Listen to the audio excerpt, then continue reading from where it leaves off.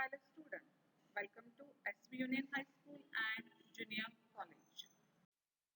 Today we are going to see the computers, introduction of computers in details. We know the computer as the word computer. We listen, we can imagine the number of the devices which comes under the computer. So we'll see in detail what is that computer.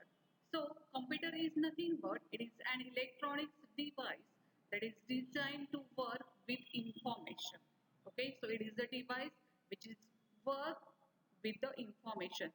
This computer term is derived from computer, means what? It is used to calculate or programmable machine. Computer cannot do anything without a program. It represents the decimal numbers through a string of binary digits. The word computer usually refers to the central processor unit plus internal memory. Okay, so two important things come with the computer, that is the central processor unit and the memory. Charles Babbage is called the grandfather of the computer. The first mechanical computer designed by Charles Babbage was called analytical engine. It uses read-only memory in the form of punch cards. So he is the grandfather of computer. The computer is an electronics device that takes input from the user and processes these data under the control of set of instructions called program and gives the result, that is output, and saves for future use. It can process both numerical and non-numerical, that is arithmetic and logical calculation. So it is just definition of the computer, but it is the device which is take the input from the user, the computer processes on that input and gives the output. Okay, so input is what? It is the raw data which is given to the computer, and there is a central processor unit who works on that data and gives the output. These instructions are given to the computer, that is processing of data, and those are nothing but these are the different programs. So programs can be written in different languages. So it is the definition of just computer. Now whatever the output we get after the processing of this data, then those data we can save in a computer for future use. Okay, then it accepts the input, then that particular input is processed under the processing, then produces the output, and whatever the output, that is the result it stores that result for the future use. So this is the just introduction of computer. Now we'll see about the digital computer definition. The basic components of a modern digital computers are input device, output device, and central processor unit, mask storage device, and memory. A typical modern computer uses LSI chips. Four functions about computers are that we have seen: it accepts the data, it processes the data, it produces the output, and it stores the result.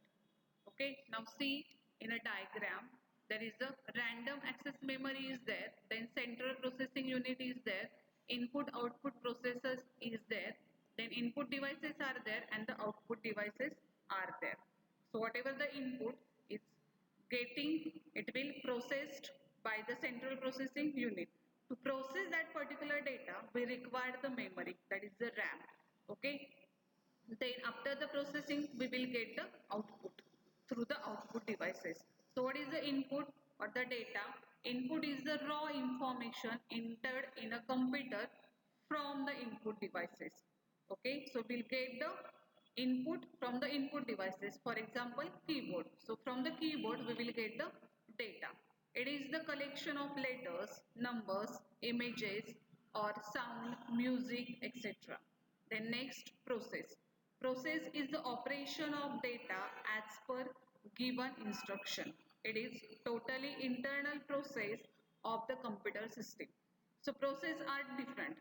Okay, whatever the output we required, that regarding that output we provide the input to the computer and it will process on that data. For example, if you want to perform the addition of two numbers, then we will give the two numbers to the computer, that is the input data, and on that we provide the plus operation, that is the addition operation, and we will get the addition of two numbers.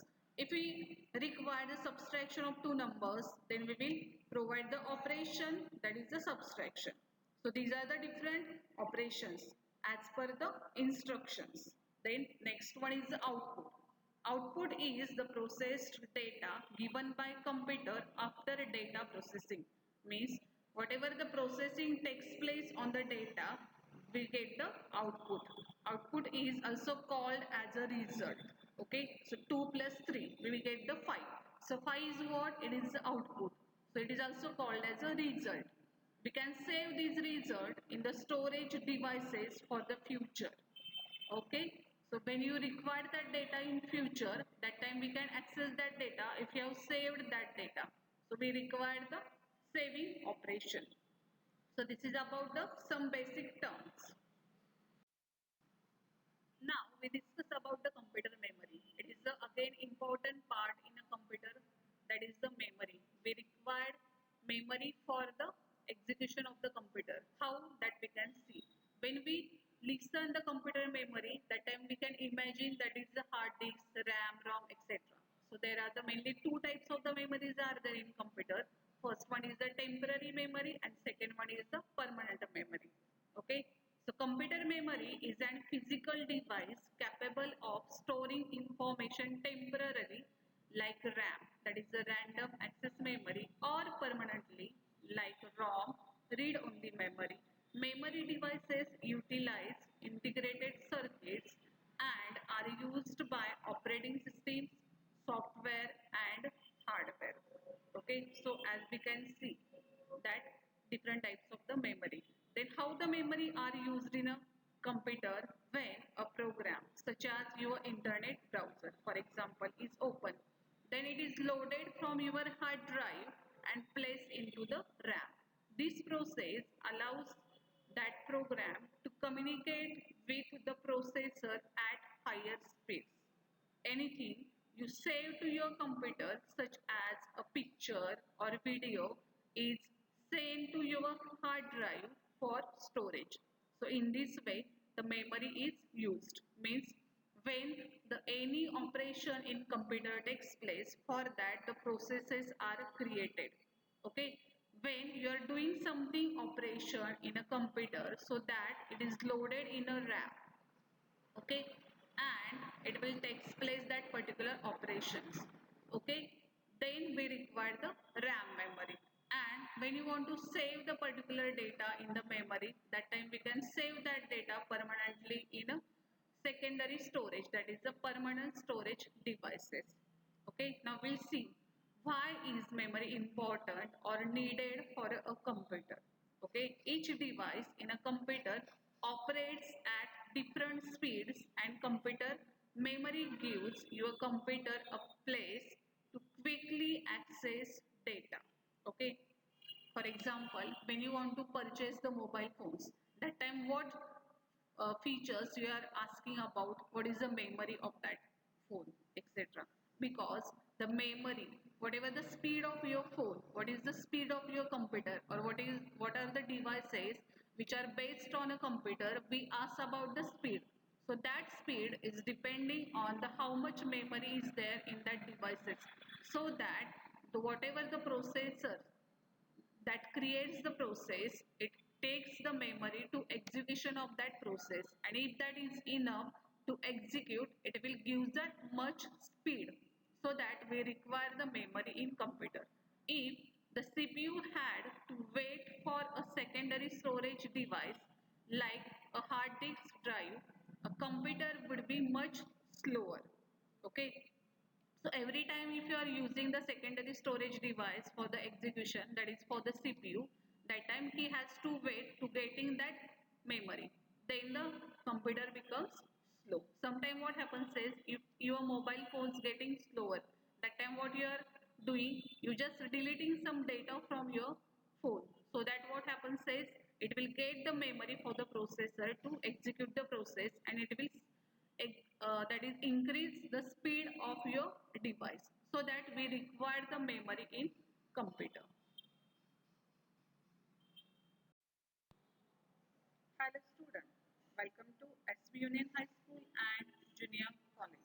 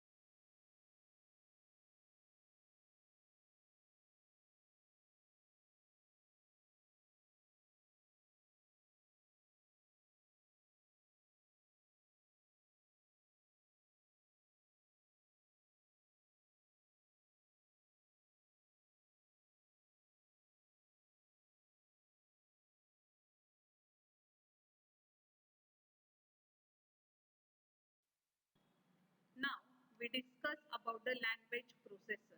A language processor is a software program designed or used to perform tasks such as processing program code to machine code. Language processors are found in languages such as Fortran and COBOL. So it is used to convert the program into the machine readable format. So that we require the language processors. Now we are going to discuss about the strength and weakness of computer. First we discuss about the strength. First, speed. Computer is more faster as compared to human beings. It can perform a task much faster than a human, as these are the machines, but those machines are made by the humans, but its speeds are more faster than human beings. It can perform the millions of calculations in a few minutes that a human can take many days to perform. Second, accuracy. Computers are more accurate than a human for solving any of the normal or typical programs, as those are fitted in a computer by the intelligent personalities. Okay, so those programs are developed by the very performed and checked by the persons or the developers, so that they can give the answer in an accurate way. Automatic.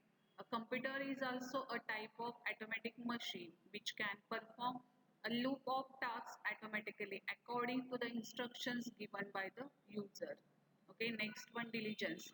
It is the ability of computer that makes it work for many hours and hours without taking any rest and without decreasing its abilities like speed, accuracy and the efficiency. Okay, so the computer can work more hours with the speed, accuracy and the efficiency, as those are the machines. Reliability. Computers are the machines that does not tired like human. They are more responsive and do not bore even after continuous working for a long time. Okay, and the last one is the versatility. A computer can perform more than one task at a time. It can do a set of repetitive jobs more efficiently. It has the ability to perform several types of jobs, are tasks like audio, graphic, visual characters, etc. at the same time. Means when you are working in a MS Excel, that time you can listen the music also. So the two applications it can perform at the same time. So this is about the strength of the computers. Now we discuss about the weaknesses of computer. First one is the zero IQ, as those are the machines. It is the machine, a dumb machine with zero IQ, because it needs to be told each and every step to perform. any of that type of certain task or the action. Means we have to tell the computer, we have give the command to the computer what to do. Okay, so it is a zero IQ. It is a weakness of computer. Next one, lack of decision making power or dependency. Computer cannot make any decision on their own because it have not any mind like humans. Okay, computer cannot take the any decision to perform. But if we consider nowadays there is artificial intelligence concept is coming, but that might change an artificial intelligence, a new invention of science is working on modifying the ability of the computer. Next one, no feelings. Like humans, the computer have not any feelings. Okay, so these are the weaknesses of computers.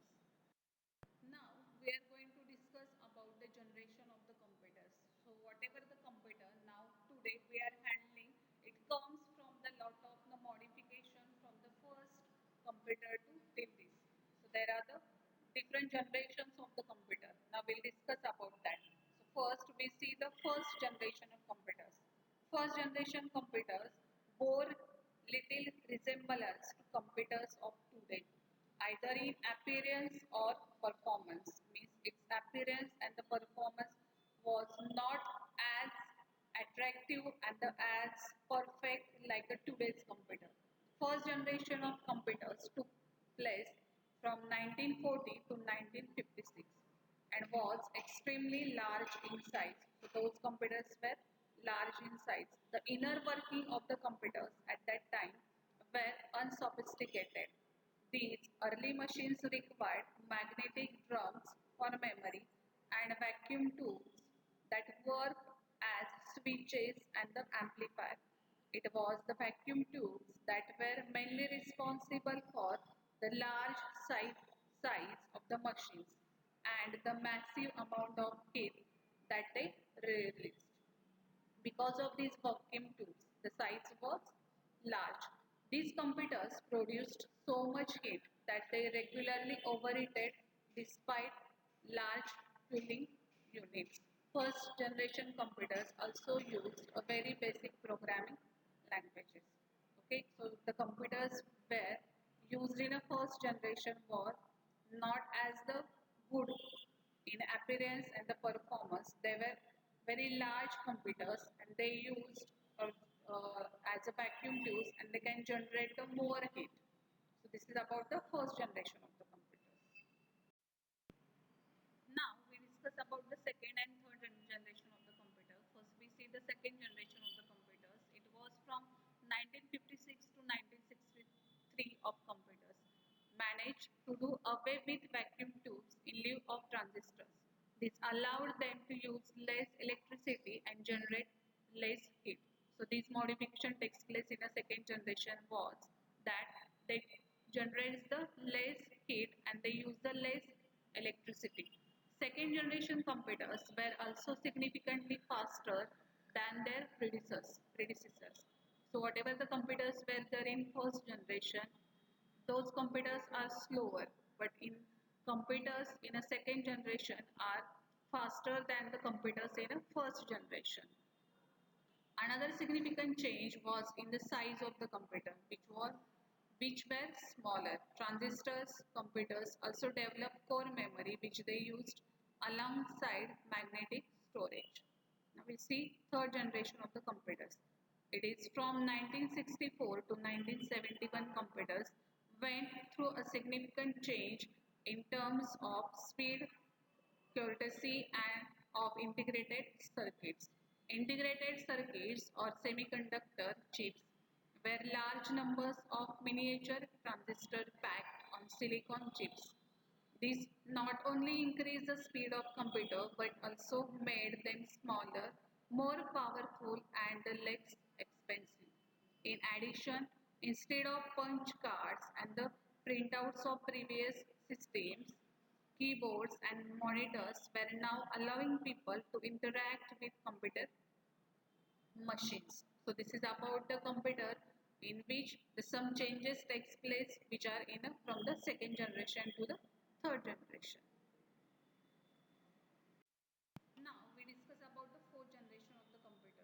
Changes with the greatest impact occurred in the years from 1971 to 2010. So big changes in a computer takes place in these 1917 to 2010. So we'll see during this time technology developed to a point where manufacturers could place millions of transistors on a single circuit chip. Okay, so this is the very important change. Modification takes place. This was called monolithic integrated circuit technology. It also here did the invention of the Intel 4004 chip, which was the first microprocessor to become commercially available in 1971. Okay, this invention led to dawn of the personal computer industry. Okay, so personal computers became here only. By the mid 70s, personal computers such as the Altair 8800 became available to the public in the form of kits and required assembly. Okay, by the late 70s and the early 80s, assembled personal computers for home use such as Commodore PET, Apple II, and the first IBM computer were making their way onto the market. Personal computers and their ability to create networks eventually would lead to the internet in the early 90s.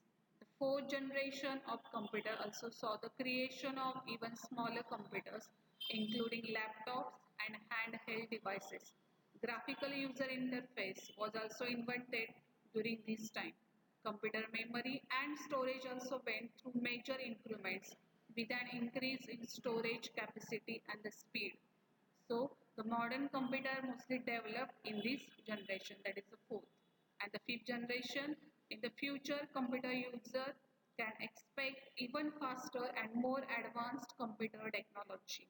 Computers continue to develop into advanced forms of technology. Fifth generation computing has yet to be truly defined as there are numerous paths that technology is taking toward the future of computer development.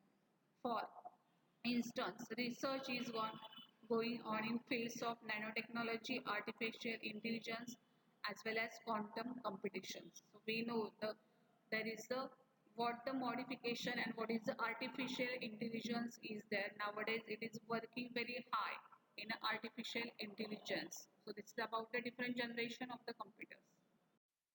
Now, in detail, we just discuss about the operating system as it is a very important part of the computer on which or without which the computer cannot work. So, we'll discuss in little brief about the operating system. An operating system is a software. See, it is nothing but again it is a software that act as an interface between the computer hardware component and the user. So whatever the hardware used by the computer, that is the keyboard, mouse, monitor, those hardware and the user, that both communication takes place with the help of operating system only. Every computer system must have at least one operating system to run other programs. Applications like browsers, MS Office, Notepad, games, etc. need some environment to run and perform its tasks. The OS, that is operating system, helps you to communicate with the computer without knowing how to speak the computer's language. Okay, we don't know what is the language of the computer, but we can easily interact with and communicate with the computer, and it is because of only and only operating system.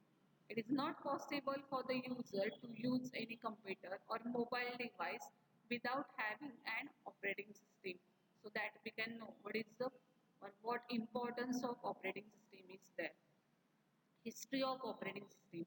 Operating system were first developed in the late 1950s to manage tape storage. The General Motors Research Lab implemented the first operating system in the early 1950s for their IBM 701. Okay.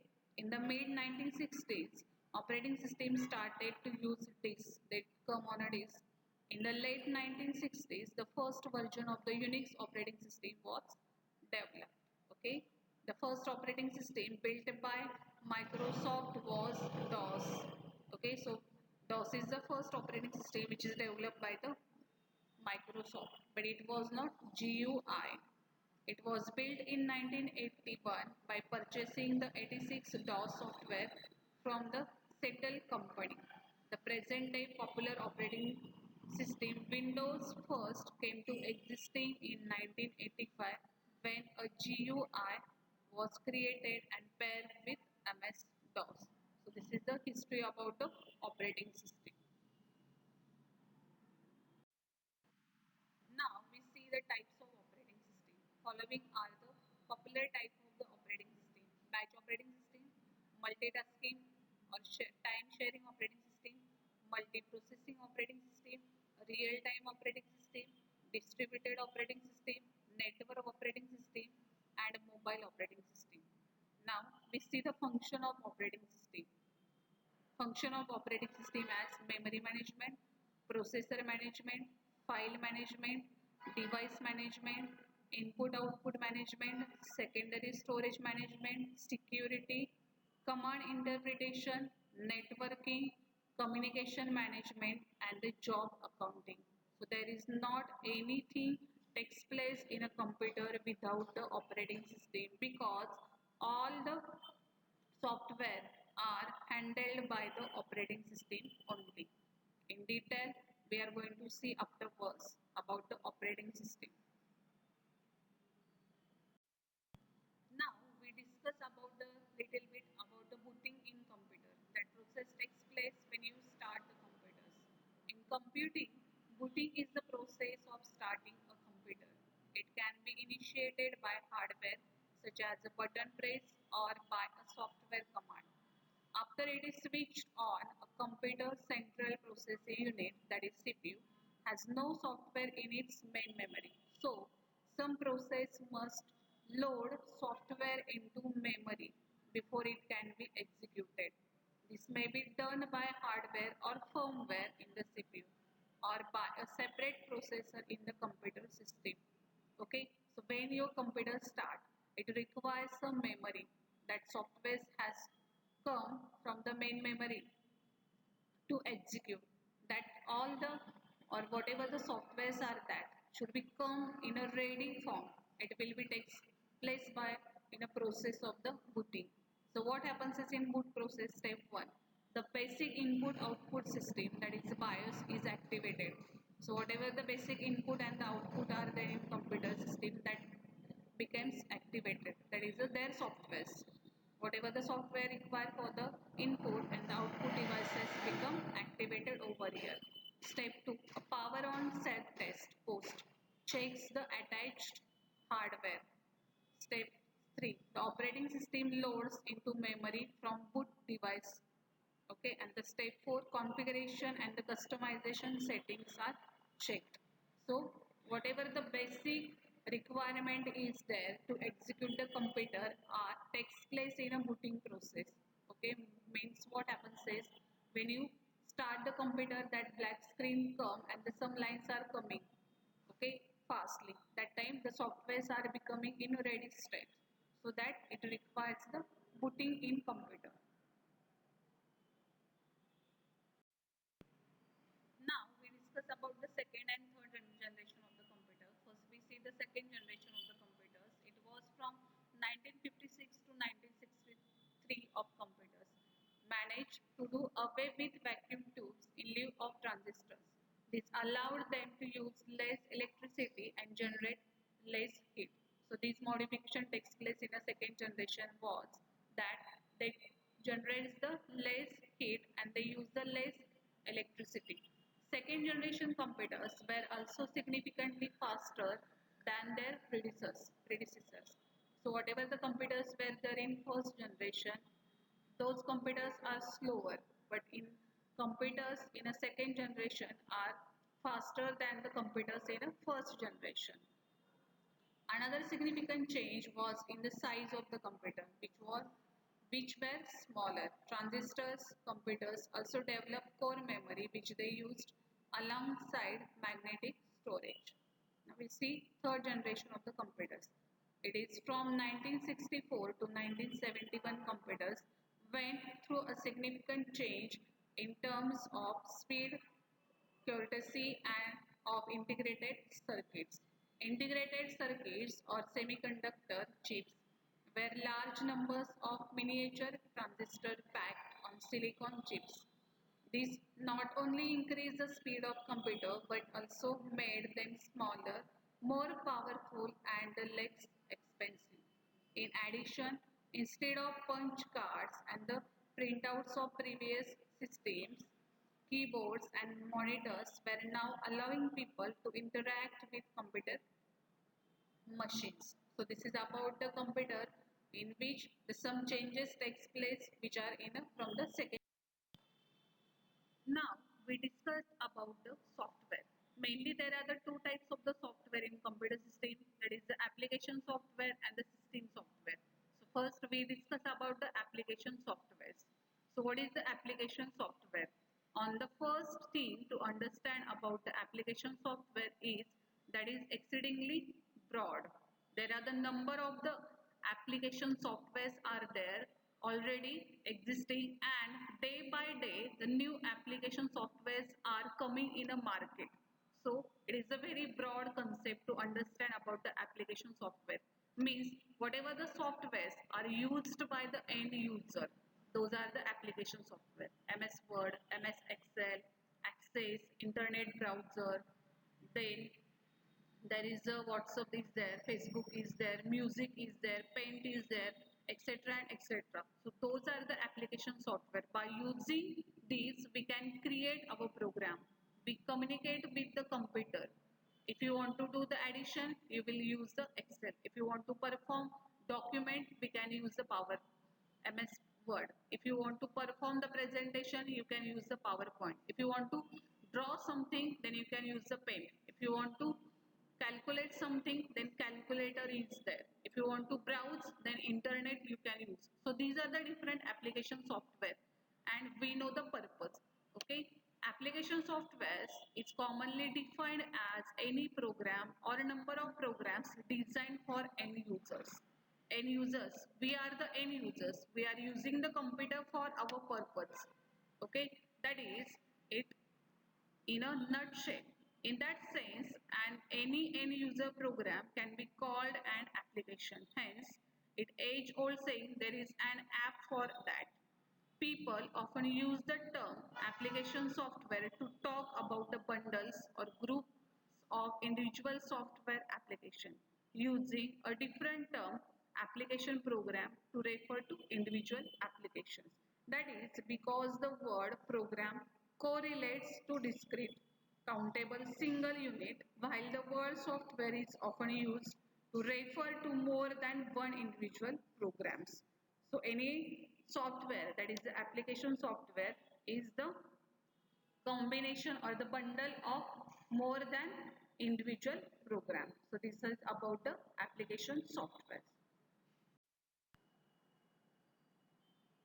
Now we continue with the application software. Application software products are designed to satisfy a particular need of a particular environment, means in which environment user is working, and as per the requirement the software are going to use. If the person is working in reservation, that is a railway reservation, airport reservation, that time that particular software is going to use. If one person is working in a bank, depending on that payroll system etc, that software is going to use. So these are the different depending on the environment. All software applications prepared in the computer lab can come under the category of application software. Application software may consist of a single program such as Microsoft Notepad for writing and editing simple text. Okay, you can use the notepad in a, if you want to do something writing the text in a notepad, that time you are using the notepad. If you want to write a letter, then you can use the Microsoft Word. So this is the single software, application software. It may also consist of collection of programs often called a software package which work together to accomplish a task such as spreadsheet package etc. Now we see the some examples of the application software as payroll software, student record software, inventory management software, income tax software, railway reservation software, Microsoft Office suite software, Microsoft Word, Microsoft Excel and Microsoft PowerPoint. So these are the different application software, and where we require, we can use that software as per our requirement. Now we discuss about the utility software.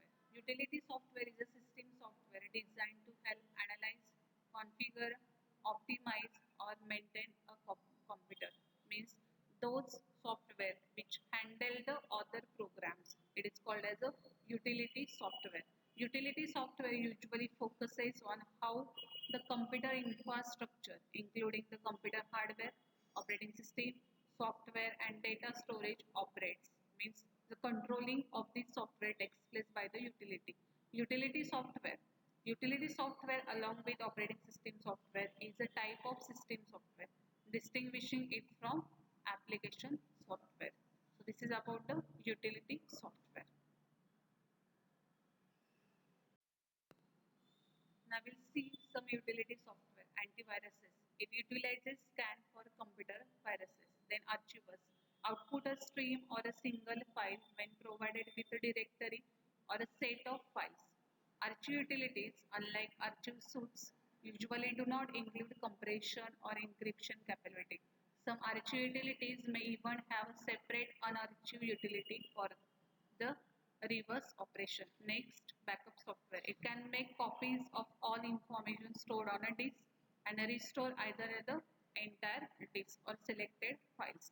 Next, clipboard managers. It can expand the clipboard functionality of an operating system. Then cryptographic. It utilizes encrypt and the decrypt stream and the files. Then the data compression utilities output a shorter stream or a smaller file when provided with a stream or file. Next, data synchronization. Utilities establish consistency among data from a source to a target data storage and the vice versa. There are several branches of this type utility. File synchronization utilities maintain consistency between two sources. They may be used to create a redundancy or backup copies, but are also used to help users carry their digital music, photos, videos in their mobile devices. Next, revision control utilities are intended to deal with situations where more than one user attempts to simultaneously modify the same file. Debuggers are used to test, debug other programs, mainly to solve programming errors. Also utilized for reverse engineering of software or system. So this is about the some discuss about the some utility software. We continue. Then we see some utility about the disk. First, disk checkers can scan operating hard drive. Disk cleaners can find files that are unnecessary to computer operations or take up considerable amount of space. Disk cleaner helps the user to decide what to delete when their hard disk is full. Disk compression utilities can transparently compress or uncompress the content of a disk, increasing the capacity of the disk. Next, disk defragmenters can detect computer files whose content are scattered across several locations on the hard disk and move the fragments to one location to increase the efficiency. Next one, disk partitions. It can divide an individual drive into multiple logical drives, each with its own file system, which can be mounted by the operating system and treated as an individual drive. Next one, disk space analyzers. For the visualization of disk space uses by getting the size for each folder, including subfolder and files in folder or drive, showing the distribution of the used space. Next, disk storage. So this is about the some utility software associated with the disk.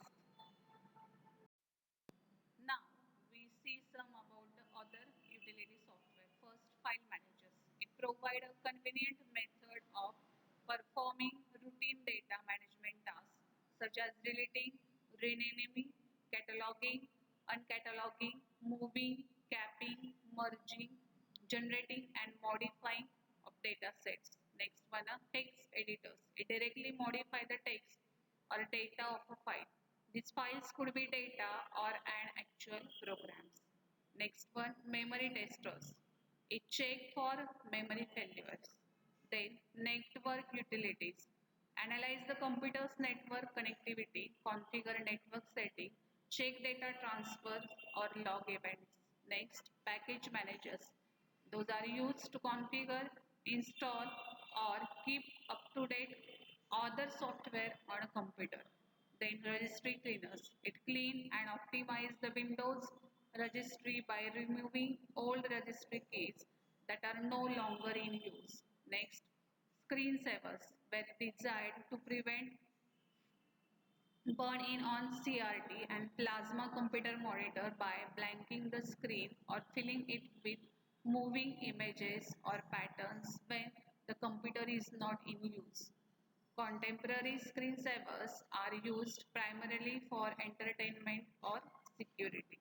Next, system monitors for monitoring resources and performance in a computer system, and system profilers. It provides detailed information about software installed and hardware attached to the computer. So these are about the different utility software which required for each and every function takes place in a computer.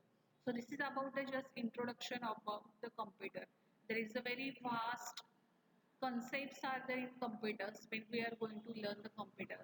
So we are going to discuss each and every topic as the comes. Okay, so this is about the computer, introduction of the computer and some terms which comes in a computer, basic terms that we have to know about the computers. Thank you.